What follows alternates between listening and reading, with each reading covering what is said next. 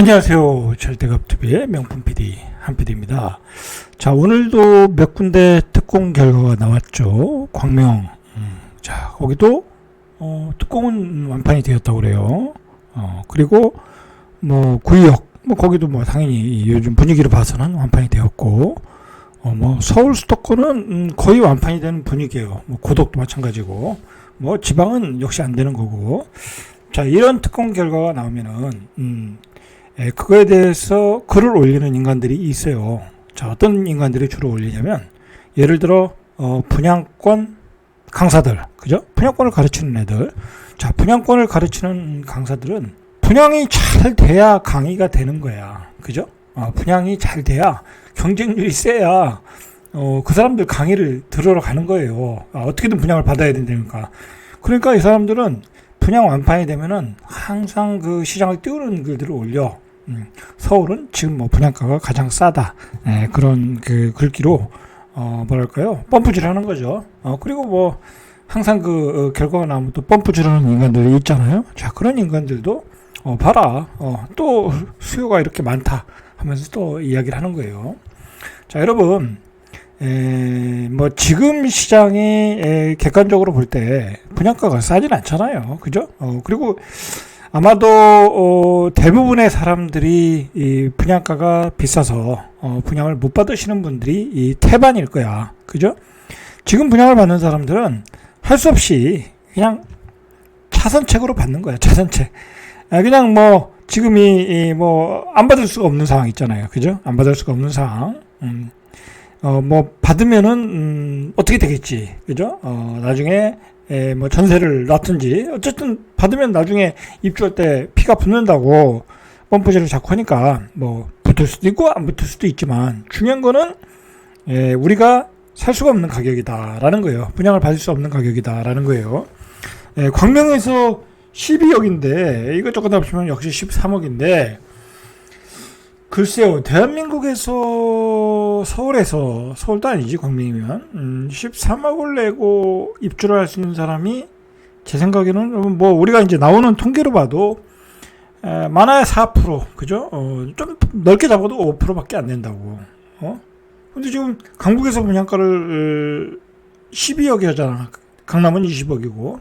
그러면 강북에 살려면 대한민국의 5%가 돼야 되는 거야. 대전 같은 경우도 이제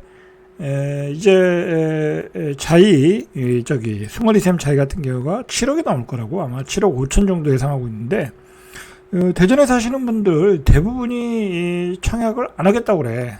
왜냐면 자기가 사는 집은 3억에서 4억밖에 안 하니까 팔고 이사 갈 수가 없다고 그래요. 나머지 3억을 융자로 받아야 되는데, 뭐 그것도 쉽지 않고, 뭐 그렇다고 숭어리샘을 7억 5천에 받았는데 예를 들어 나중에 8억 5천 간다는 보장도 없고, 뭐 가더라도 자신이 없고, 그죠? 그렇다는 거야. 지방은 이제 수요가 없으니까, 뭐 그래도 지방은 뭐 분양은 될 거예요. 뭐 또 사야 되는 사람도 있으니까, 뭐 비슷한 가격대에서 이동하는 사람도 있으니까. 근데 예전 같지는 않다라는 거지. 중요한 거는 뭐냐면, 최근에 우리가 부채가 많다고 그러잖아요. 가계부채가 한 1000조가, 주택담보대출만 해도 1000조, 뭐, 그 다음에 전세대출까지 하면 한 3000조, 그 다음에 자영업자가 한 1000조, 그죠? 대출이 그렇게 많이 나갔다고. 자, 지금까지 우리 부동산은, 어떻게 보면 다 대출로 올라간 거라고, 그죠? 자, 우리가 한번 여기서 이걸 조금 생각을 해봐야 돼. 뭘 생각해야 되냐면, 이 자본주의라는 게 참 잔인한 게 뭐냐면, 만약에 집값이 뭐 우리 소득 수준만큼만 올랐어, 그죠? 우리가 살 정도만 올랐어, 뭐 별 관심도 없고, 일본처럼 뭐 그렇게 올랐어. 뭐 대한민국이 또 이렇게 국토 균형 발전이 잘 되어 있는 전제 하에서, 그렇다고 하면 우리가 집에다가 그렇게 투자할 일도 없고 굳이 옮겨 다닐 일도 없는 거야, 그죠? 그러면은 우리는 통장에 어마어마한 돈들을 쌓아놓고 있을 거야, 그죠? 그러면 그 돈을 소비하는데, 다른 데 소비하는데 막 썼겠죠, 그죠? 뭐 놀러도 다니고 해외여행도 다니고 전자제품도 사고, 그리고 우리 자기개발하는 데 쓰고 자아실현하는 데 쓰고, 좀 더 행복한 그 생활을 누비면서 살았을 텐데, 중요한 거는 이거는 우리가 살 수 있는 집을 사기 위해서 올인하고 그것도 모자라 미래에 나의 소득까지 갖다 다 쏟아붓고 그거 가지고도 안 되고 그리고 그렇지 않으면은 이 자산이 늘어나지도 않고 그죠? 벽거지가 되고 자 그런 상황으로 우리는 가고 있다라는 거야. 자 여러분 이런 상황으로 가는데도 어느 정도 한계가 있겠죠. 그죠? 아무리 부채를 끌어다 쓰더라도 우리가 끌어다 쓸 수 있는 부채의 총량이 있으니까 자, 그게 거의 다 왔다라는 거지. 우리가 끌어다 쓸 수 있는 부채.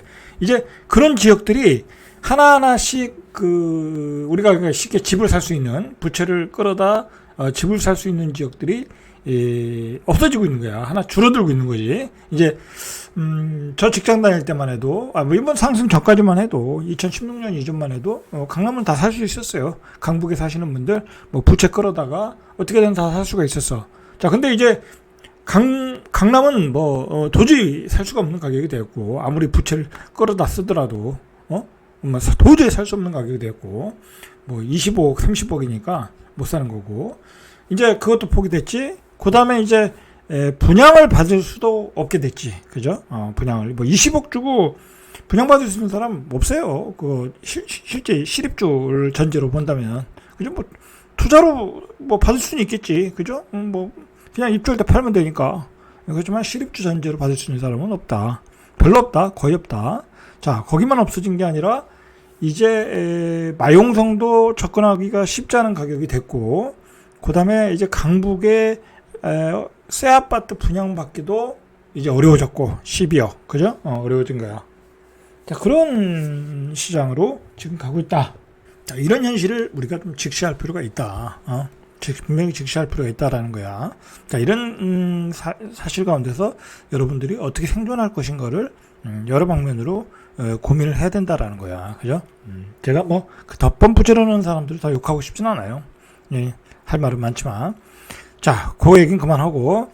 자, 오늘의 메인 토픽은 뭐냐면 국토부 장관이 발표를 했어요.